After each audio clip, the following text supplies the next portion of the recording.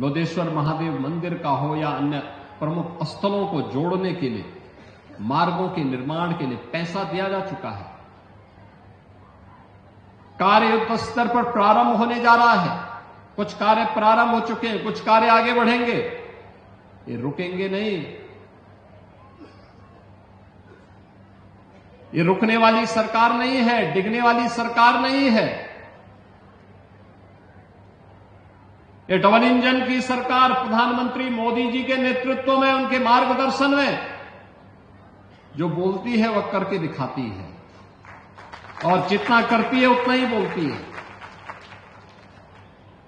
हम लोगों ने कहा था ना कि रामलला हम आएंगे, मंदिर वहीं बन गया ना, मंदिर अयोध्या में। कोई संदेह है?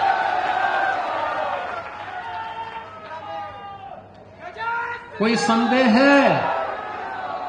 और हम आज फिर इस बात को कह रहे हैं कि कयामत के दिन तक भी, कभी कयामत का दिन तो कभी आना ही नहीं है, और इसलिए बाबरी ढांचे का पुनर्निर्माण कभी होना ही नहीं है। जो कयामत के दिन आने का सपना देख रहे हैं, ऐसे ही सड़गल जाएंगे, कभी वह दिन आने वाला नहीं है।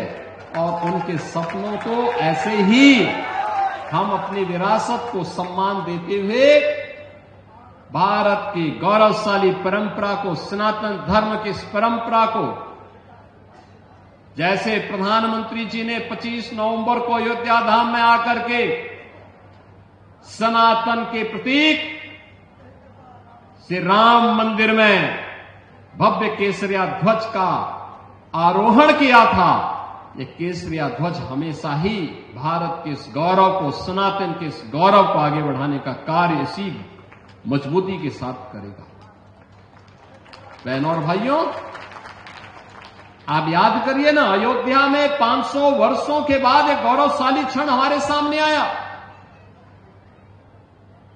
इन 500 वर्षों में अनेक राजा महाराजा आए,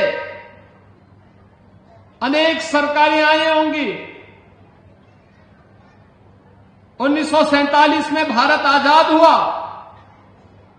1952 में पहली चुनाव के बाद सरकारें बनी। लगातार हर चुनाव के बाद सरकारें बनती थी, फिर चुनाव होते थे, सरकारें बनती थी।